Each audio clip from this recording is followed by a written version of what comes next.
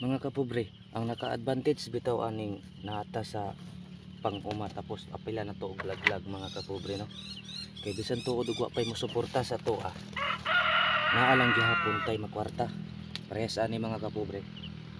Kung mabaligya ni naman gitay mapalit asin ug bitsin mga kapobre. Pila na lang pud nato nagginamos mga kapobre.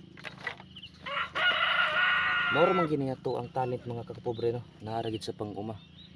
Mo na bisan wala kay mo suporta sa to nagpasalamat lang gyapon ta sa Ginoo kay naaman ni mga kapobre. Sa kanay pa lang mga kapobre wala nay laing kalipay mga kapobre kung makakita kag ingon ani ang bunga. Mo din ni na harvest na ko mga kapobre no sa isa ka linya. Isa ka crate.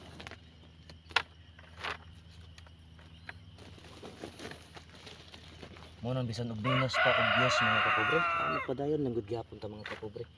Ang importante nga nalingaw ta sa tuong buhat. Mao ra gina.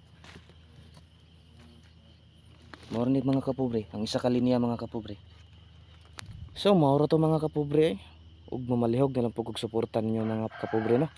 Paki-like, comment ug share, paki-follow na lang pod sa atuang page mga kapobre aron daghan pa tang content nga mabuhat.